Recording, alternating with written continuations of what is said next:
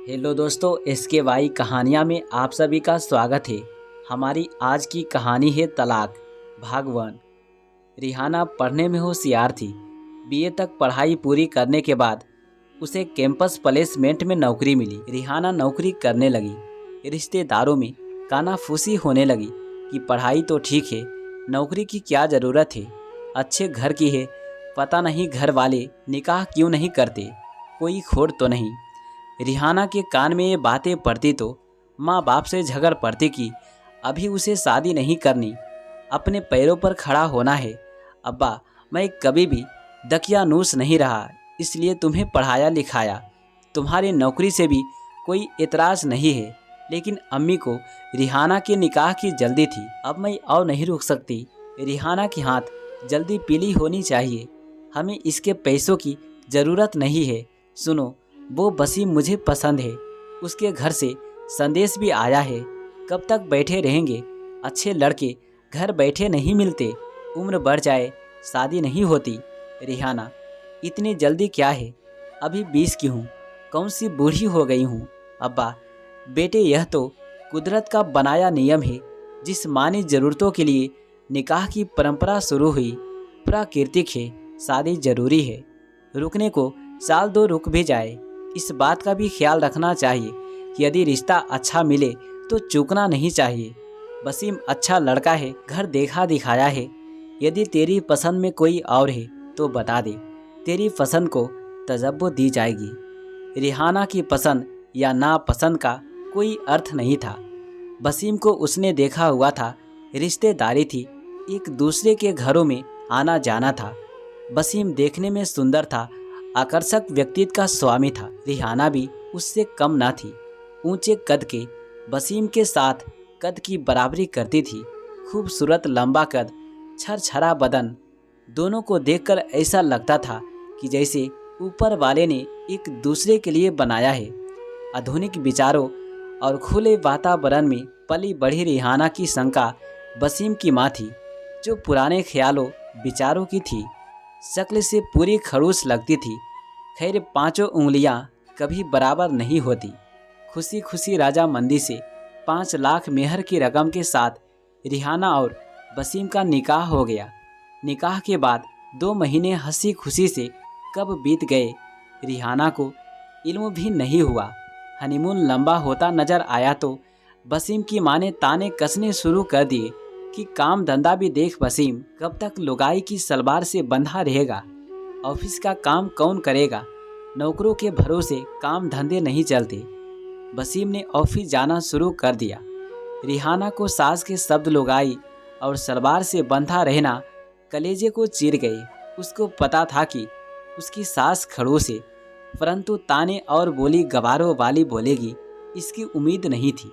Wasim office के काम में व्यस्त रहने लगा। रात देर से आता। रिहाना पूरा दिन वसीम के इंतजार में काटती। सास रसोई में रिहाना को पूरी तरह झोंकना चाहती थी।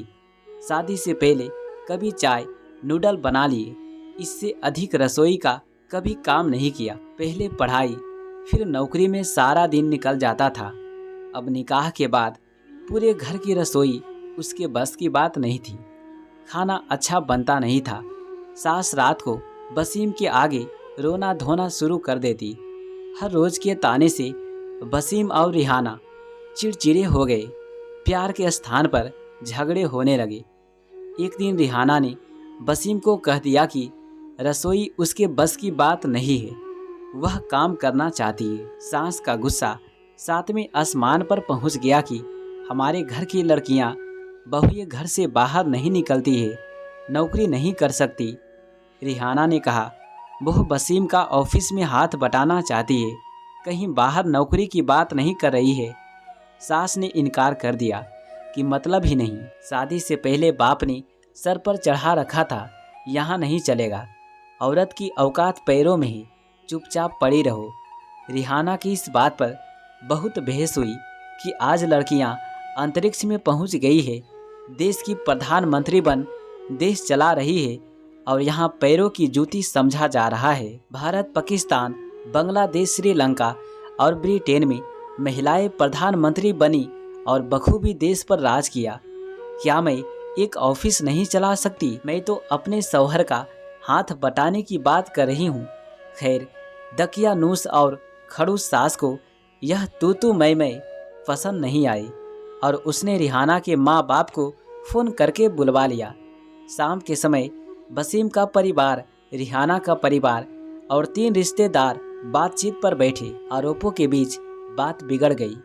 वसीम हताश हो गया और गुस्से में बोल उठा कि ऐसी शादी का क्या मतलब जहां सिर्फ लड़ाई ही हो।